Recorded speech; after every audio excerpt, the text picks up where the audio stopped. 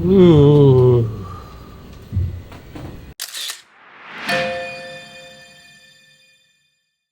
Super excited today. Gonna get my first ever film roll developed. This is the first film roll I ever shot. So really excited about this. I did do a disposable camera, but this is my first time shooting a full manual film. This is Fuji Film 200. And inside this camera right here, I still have a roll that I just shot this past weekend at Boak Gardens of Kodak UltraMax 400. So I'm really excited to see both of those, but this is literally my first roll of film I have ever shot. So let's get to the lab. Let's drive to Ormond Beach and get this bad boy developed and check out those photos.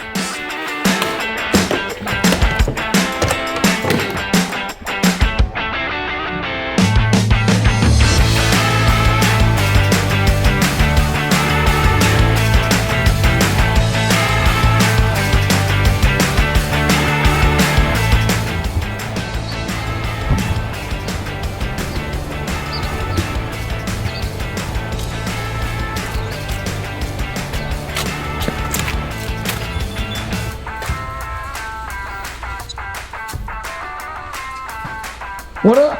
Hey! How's it going? Got your film? Gotta develop it, buddy. Sweet! First roll ever, baby. Let's do it.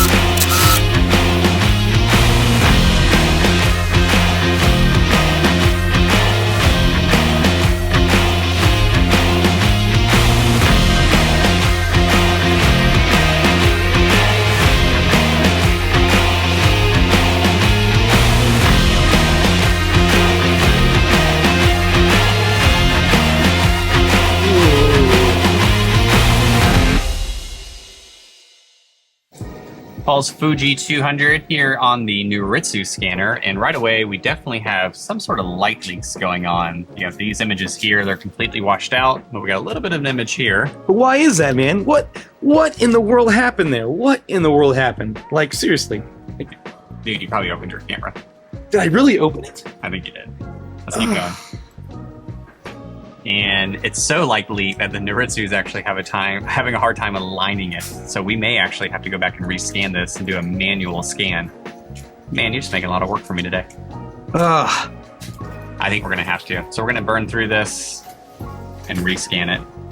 What? Terrible. I mean, I was going for the light leak, you know, the light leak look, you know, yeah, The hipster look? Yeah, the hipster look. Here you go. All right. Oh. What do you mean by manual scan, buddy? So when we are having really bad light leaks, the scanner actually has a hard time determining where a frame starts and ends. So what we're gonna do is gonna go back and rescan it, and we're going to turn on a function of the scanner that lets me manually set where it should be scanned rather than the scanner determining it. So, take two. Huh. And so since it's so badly light leaked, we're gonna come in here and tell the scanner exactly where the images are. And it's a little bit easier to tell with a human operator. We have an image here. This is really bad light leaks, an image, no image. And here we go. So we're gonna start aligning these. Oh, I see what you're saying. So the images were so light leaked that it couldn't tell when the start of the frame and the end of the frame was. Yep. So we'll still scan it to be able to get your images. Some of them are worse than others. Right here, we're seeing some improvement. But you can see some of the light leaks coming actually through your sprocket holes and coming out into the image. Which makes you say that the back of it was either opened or open while I was shooting it? I'm thinking the camera may have been accidentally opened, and then here they got better. So this film may have been curled up further inside and protected. But now we're getting some alignment issues. But you see some pretty consistent light leaks. So my guess is that the camera was probably open during use. Maybe your son grabbed it and opened it. I never put anything against him. Yes, so at least it wasn't necessarily my bad exposure, more so this light leak. So is it really kind of hard to tell whether I exposed properly because of light leaks? Look good where we don't have any light leaks, but when you have light leak over an image, even if it has good exposures, it kind of completely overwrites it. Right here's a really good one. So you have really well exposed images, but you definitely have a lot of light coming in and almost overwriting your image, causing it to be extra bright. Same thing here. These are overall good exposures.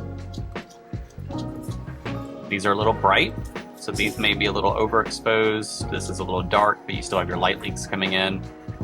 But overall, the exposures look good. The light leak is just making it look worse. And this is probably the worst of it. It almost washes out the image completely. Interesting. And we'll just kind of keep going through. Very hard to color correct light leaked film. We almost don't, but provides a unique look. So the only question is did you do better on your second roll? We need to go find out. All right, roll 2. I can already tell right away, just looking at the negatives, way better. Yay! Exposures look really good. I don't really see any underexposure, maybe an image or two, but no light leaks. So good job, Paul. You did better. Yes. Which is normal when you're starting out. You're always going to have something go wrong. All right, prepare to have your minds blown. Paul's amazing photography skills. I'm really excited about this roll because my wife and I went to Oak Tower Gardens, and there's like this huge tower. Most of this is probably landscape, very, very little like subject. But I was very excited to see this roll. This is like flowers, landscape, garden-y look, and we'll see how this looks. And I use UltraMax on this. After watching a video of one of these people, or editing it, I should say, that suggested it for the summertime, UltraMax. So I was going for the UltraMax. UltraMax. UltraMax summer. All right, so right away, Paul. These look much better. Wow. Exposures look good, and really don't even need any color corrections. You got nice greens from the forest there, so we're going to start going through it. And generally, color correcting for us is really looking for color casts, but overall for an outdoor image, these look really good. We're going to raise the exposure here because the scanner thinks it's really bright with the background, but raising the exposure on the scan really brings out the greens. And we're going to darken this one. We have a lot of bright highlights coming off the grass, so we're going to darken it just a touch to bring out the green. These all look really good though. We've actually seen this before. I've scanned other people going to this gardens. I recognize all this. It's really interesting how you getting to see all these film, and we live in Florida, so this is probably a very prominent spot. You get a lot of Disney, a lot of Disney Star Wars. I've never been to the Disney Star Wars, but I know what it looks like. So again, really great exposures. I'm not really seeing anything that needs color balancing. Everything looks really well in focus too, even though these are kind of small screens, but when we get them blown up here on the screen, they're gonna look really well. And well done. Wow, excited to see that, and I'll have some pictures of the scans on the screen. But man, I might ask the staff members which one's their favorite shot of the bunch. So yeah, but basically anyway, you can throw away your digital camera and you're set now. Well, that's funny you say that. I really, really enjoyed shooting, especially at Boat Gardens, all these shots, and I'm really looking forward to diving into seeing what these actually look like scan-wise. But I mean, yeah, this Sony camera was on my shoulder, and I think I'm gonna be liking the photos out of the film camera. I'm actually gonna throw a few of the Sony side by side next to some of the Boat Garden scans that I did. They're similar, and you guys can be the judge. But I'm pretty sure you're gonna like the film a lot better, right, Michael? Oh, I already know. Oh, yeah, sweet. I already know. He already knows. So, anyways, yeah, thanks for following us on this. Maybe if you want to see more videos of like stuff like this, where we do some behind the scenes of scans, maybe some new tutorials for new shooters. If you're afraid of starting to shoot film, don't be. Just get out there, shoot it. Really trust your light meter on your camera, and just it's really not as hard as I thought it was. Going full manual on photos. So just get out there and shoot, right? Shoot more film.